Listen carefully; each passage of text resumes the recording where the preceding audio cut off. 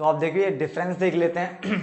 ठीक है ना, हिंदी में बिल्कुल डिफरेंस है। प्रतिदर्श त्रुटियां और अप्रतिदर्श त्रुटियों में क्या अंतर होता है। देखो इसके नाम बहुत सारे हो सकते हैं, मैंने आपको पहले बताया है।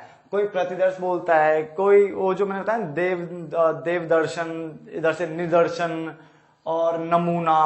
ठीक है, इस टाइप के बहुत सारे नाम हो सकते हैं। देखो हिंदी में नाम बहुत सारे हो सकते हैं, मगर आप इसको इस तरह से याद रख लो कि सैम्पलिंग एरर और नॉन सैम्पलिंग एरर के ऊपर है। तो आप इंग्लिश में एक बार नाम जरूर पढ़ लिया करो। ठीक है ना, कि सैम्पलिंग एरर यानी प्रतिदर्श त्रुटियां और नॉन सैम्पलिंग एरर्स मतलब अप्रतिदर्श त्रुटियां। इन दोनों में डिफरेंस क्या होता है। तो बड़ा सिंपल सा डिफरेंस है, मैंने 4 लिख दिए, एक पॉइंट में और लिख दूंगा आपके लिए, 5 डिफरेंस मैं आपको दे दूंगा। ठीक है ना, चलो। तो प्रतिदर्श त्रुटियां क्या होती है, तो मतलब समान परिस्थितियों में अगर मान के चलो परिस्थितियां जो है परिस्थितियां समान है और ऐसे केस में जो प्रतिदर्श निष्कर्ष निकलते हैं, प्रतिदर्श मतलब हो गया आप सैंपलिंग के बेस पे जो निष्कर्ष निकालते हो और जो संगणना यानी जो जनगणना जो थी आपके पास निष्कर्ष निकालते हो। देखो 2 तरह के निष्कर्ष आपसे निकाले जा सकते हैं, या तो आप प्रतिदर्श विधि का प्रयोग कर सकते हो सैंपलिंग, जिसमें से इतने सारे पैकेट्स में से आप कुछ पैकेट को चुनते हो। एक तरीका तो हुआ है, यानी 1 करोड़ मैगी के पैकेट है, मैंने कहा इनको चेक करो, तो आप सबको थोड़ी ना करोगे, आप कुछ को चुनोगे, तो उसको कहते हैं प्रतिदर्श निष्कर्ष, है ना। यानी सैंपलिंग कंक्लूजन निकालो सैंपलिंग के बेस पे। और दूसरा है संगणना, जिसमें आप हर एक आइटम को कंसिडर करते हो, सेंसस वाला जो तरीका होता है जिसमें हर एक आइटम को करना पड़ता है, किसको नहीं छोड़ना। तो प्रतिदर्श निष्कर्ष तथा संगणना निष्कर्ष में अंतर को प्रतिदर्श त्रुटियां कहा जाता है। यानी अगर आपका देखें तो सैंपलिंग मेथड और जो हमारा सैंपलिंग मेथड है वो वाला एक तरीके से वो, और दूसरा हमारा कौन सा मेथड है, दूसरा हमारा है सेंसस मेथड। तो इन दोनों के बीच में जो डिफरेंस होता है उसको हमने क्या बोला है यहाँ पे, प्रतिदर्श त्रुटियां बोला है। क्लियर। जबकि ये लिखा हुआ है ये त्रुटियां किसी भी तरह के सर्वेक्षण में उत्पन्न हो सकती है, किसी भी टाइप का जो सर्वेक्षण है उसमें ये उत्पन्न हो सकती है, चाहे फिर वो संगणना हो चाहे वो प्रतिदर्श हो, उससे कोई मैटर नहीं है। ठीक है ना, ये किसी भी सर्वेक्षण में उत्पन्न हो सकती है। अर्थात ऐसी त्रुटियां आंकड़ों के संग्रहण के दौरान होती है, यानी जब आंकड़ों को आप संग्रह करते हो, ठीक है, उस टाइम पे ये क्या है, आपको त्रुटियां देखने को मिलती है। फटाफट से नोट डाउन करते रहे साथ साथ में। ठीक है ना, तो ऐसी एरर उस टाइम पे आपको देखने को मिलती है।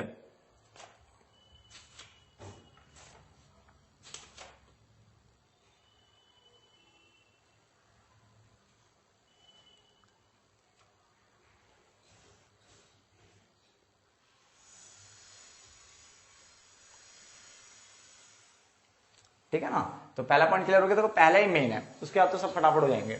तो समान परिस्थितियों में प्रतिदर्श निष्कर्ष मतलब सैंपलिंग जो आप कंक्लूजन निकाल रहे हो, और संगणना मतलब सेंसस मेथड जो लगा रहे हो, उन दोनों में अगर अंतर आ रहा है तो उसको कहते हैं हम सैंपलिंग एरर। जबकि ये किसी भी तरह के सर्वेक्षण में उत्पन्न हो सकती है, चाहे फिर वो सेंसस मेथड हो यानी संगणना हो, चाहे वो जनगणना बोल लो उसे, या प्रतिदर्श हो सैंपलिंग हो, किसी में भी ये उत्पन्न हो सकती है। और ऐसी त्रुटियां जो है आंकड़ों के संग्रहण के दौरान होती है। क्लियर हो गया, जब आप उनको संग्रह करते हो, एकत्रीकरण करते हो समथिंग वो। ठीक है ना, प्रतिदर्श का आकार, इसके अंतर्गत जैसे जैसे आप प्रतिदर्श यानी सैंपल का आकार बढ़ाते चले जाते हो, वृद्धि होती है, तो त्रुटि की संभावना भी बेटा कम हो जाती है। अब जैसे हम 1 करोड़ मैगी के पैकेट चुनने हैं, आपने बोला मैं सिर्फ 50 पैकेट निकालूंगा, उसको चेक करके बताऊंगा कि बाकी सही है कि नहीं है। तो हम बोले 50 में हो सकता है कि गलती रह जाए, इसलिए आपने 50 की जगह ना 5000 पैकेट चेक कर लो। तो जितने ज्यादा आप सैंपल लोगे उतना ज्यादा आपका जो ना त्रुटि यानी गलती होने के चांसेस कम होते हैं। तो उसकी बात यहाँ पे हो रही है। बट इसका प्रतिदर्श के आकार से कोई लेना देना नहीं होता, इस वाले का तो आकार से कोई मतलब ही नहीं है, बट इसका आकार से मतलब है जितना ज्यादा आकार उतना गलती होने की संभावना कम। त्रुटि का घटित होना, त्रुटि का घटित होना यानी जो गलती है वो कैसे घटित हो सकती है, जब आप प्रतिदर्श का चुनाव करोगे तभी हो जाएगी। क्यों, कि सैंपलिंग में ही गलती आ रही है। ठीक है ना, तो केवल जब प्रतिदर्श चुना जाता है तो ये एरर देखने को मिल रहा है। ये प्रतिदर्श और संगणना सैंपलिंग और सेंसस मेथड दोनों में देखने को मिल रहा है। ठीक है ना, चलो। प्रकार ये यादृच्छिक टाइप का माना जाता है, रैंडम, यादृच्छिक मतलब रैंडम। ठीक है ना, और ये यादृच्छिक और गैर यादृच्छिक हो सकता है, रैंडम और non random. Random non random मैंने बताया हुआ है, जैसे 52 पत्ते लगा दिए मैंने ताश के, एक पत्ता निकाला, तुम बोलते हो यादृच्छिक निकाला, मतलब रैंडमली निकाला एक पत्ता, वो होता है आपका रैंडम तरीका। और गैर रैंडम जिसमें मतलब ऐसे फैला के नहीं, कैसे भी आपने जहां मर्जी वहां से निकाल लिया, 52 पत्ते भी नहीं बिठाए आपने, ठीक है, 5 पत्ते निकाल दो उसमें से निकाल लिया समथिंग दिस दैट, वो गैर यादृच्छिक होता है।